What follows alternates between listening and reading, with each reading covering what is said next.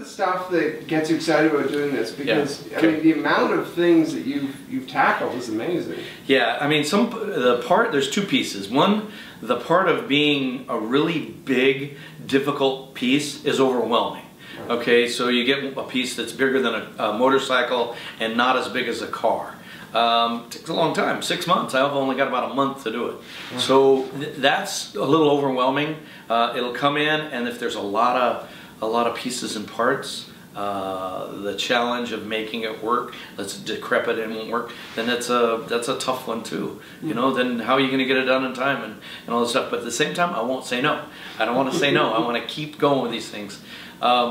Some of the things is on the projects that we're doing.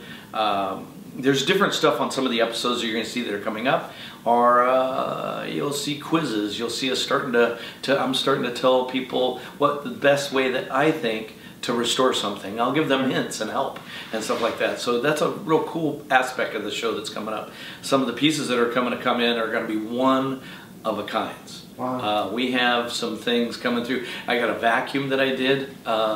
That is only there in 1945. They did them for all the military. They threw everything away. There's only one left in the world.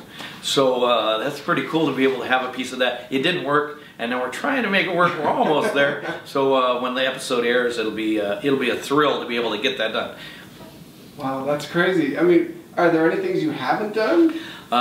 You know, in the beginning, seems like you've tackled a lot. Well, in the beginning, figure I started out and I did nothing but coin-op stuff. I did some gas station 50s memorabilia, you know, some jukeboxes, stuff like that. Well, I thought I was worldly.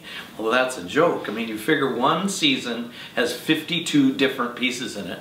And right now we're up to a couple hundred pieces of different things. Every day I see something different. So just to fathom that as it comes in, and it's not little, they're big pieces.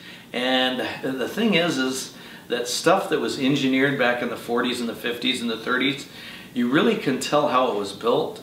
And the next thing that was built in the 40s, it's sort of the same. So you sort of get that, okay, you get a piece, it's in the 1800s, it's going to be built sort of the same way. The same engineers, they were copying each other, they were you know, in competition, so you sort of learn from the era of the project of how it was built, and you've got a head start on it. And I got a head start on it. We do some really hard stuff. I mean, really hard. I remember the oil tanker. I mean, that was massive. Yeah, I remember that day too. When it came in to me, I was way overwhelmed. I mean, this was our first. I said, that's a car. It's a 4 wheels and it's all wood. And we've got to redo all the wood and make the spokes and the tank. How am I going to lift the tank? I don't even have a forklift here. I mean, it was like, yes, way. I remember that too. And the thing is that's very cool about every project, besides making people happy at the end, is that we actually finish and we do it. Our goal is to make it look awesome and work, and the hardest part is to make it work. So there is a huge good feeling when you get to finish a job. For me, and each one of the guys that I have, every single person that I have working for me, they started the company not knowing anything, and now they've also acquired talents that they're impressed with themselves too. So it's made everybody a better person, my family members and everybody. Is there something you want to do that you haven't been able to get a hold of? Every day something comes in different and stuff like that, and I have had something in my head since the day I started this, and something that I'm looking and wanting to do is basically an entire town. Wow. Okay, now here's the deal. So you figure I'm restoring all this stuff and a little piece of history here and a little piece of history in there. Well, what about if one day somebody came to me and said, hey, we have this town and the main street used to be the most vibrant place and it was awesome and we were booming and we were jamming and now it's dying. Can you help us?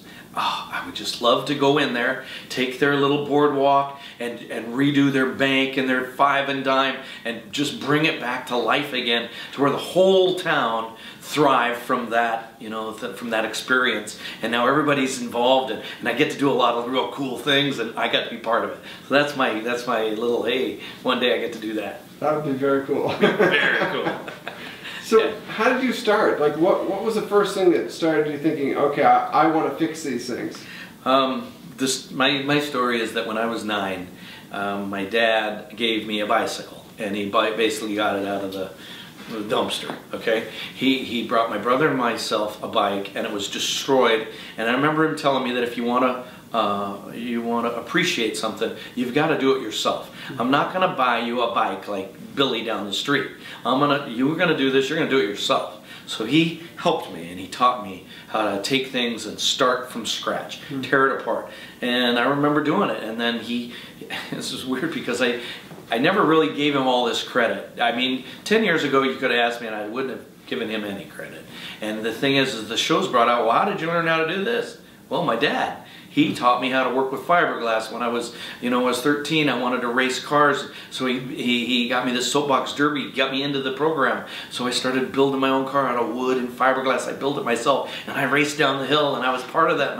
And I won a couple of races. I was really, I wasn't the greatest, but I was involved in it. And motorcycles and all those things I started tearing apart and I got involved in. And then one day I ended up, I was in construction. I've been doing so many things. I needed to make money. Construction was going down. It was 1983, and I took an old Coke machine that I had in the backyard, and somebody told me that you could sell them if you fixed them up down in California.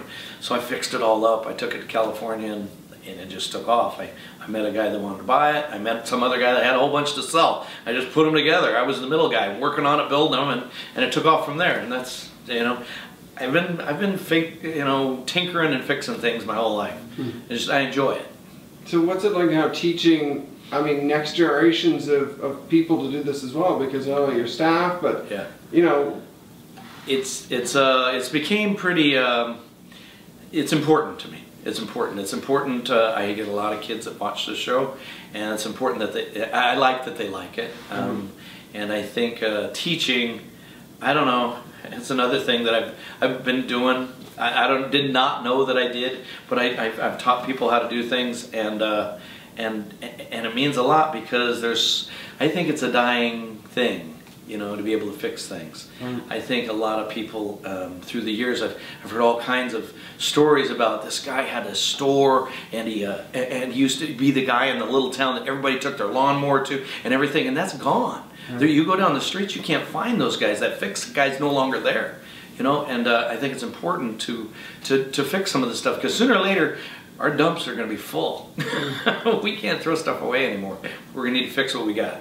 Well, I'm curious if you have a theory. Well, if you share my theory. A lot of the stuff made over the last 20 years, a lot of it's plastic, a lot of it's different stuff. Yeah. Do you prefer the older era of things because a lot of it was fixable? Yeah. That's a no-brainer. There's a reason that stuff is now built the way it is. It's built economically because it's cheaper to build. Right. And the other thing is that it's replaceable, and that the new generation's coming out. So where back in the day it was built, and it was built to last. And it would last a long time. And you know what? We did pretty good back then. Nowadays they have a new issue coming out next month, and you're throwing away something to grab the next new issue. And I disagree. Do you have any of the oldest stuff that you restored? Are there any prized possessions like that? I'm not a collector. No. I don't collect anything. At one time I had there's a story. I got this. I was building Coke machines, and from this one guy I bought all these machines, and as I was taking it apart, I got behind it and it said Royal Crown, which is one of the sodas out of the South in the United States. Well, everybody was wanting Coke, so Royal Crown, what the heck, who cared, right? So I get it, and come to find out, 10 years later, that they only made 100 of them. So it's rare. So I kept it for a while, and then one day I needed the money, so I sold it. I try not to collect, and it's sort of funny because Tyler just ended up buying one because he remembered as a kid sitting in the living room. So he found one. He paid a lot more than I did for his. But I think that's part of that passes on. It's like Brentley with his old truck. He's got a 1965 truck. Why didn't he buy himself a brand new car? And there's a bunch of reasons. One, the insurance is less, and they run for a long time, and it's easy to fix, and insurance is low, and registration is low, and so they're learning. Right. So I think that's awesome that I can pass on a little bit of that to my kids. Do you have a favorite thing you've taught them over the last few years? Or a great lesson that you think other people might need to learn? I think one of the lessons that I learned when I was a kid was don't quit, and I think it's something that I preach and I try to show. As much as, believe me, I come really close to quitting. It gets so hard, but then the key is one day you wake up and you just say, well, I'm not going to do it. And I just go back. I think they've all picked that up, and that anything's possible. Right. Just anything is possible. Your wildest dream is definitely possible. Just get out there, hammer it out, make it happen. Well then, do you have any other wildest dreams? I mean, obviously the town thing is huge, but do you have something outside of all that you might? I'm hoping that my kids actually take over this, just like you said, and Kelly and I can go off and see the sunset and, you know, be happy as old people. That's my dream. Well, thank you very much. You bet.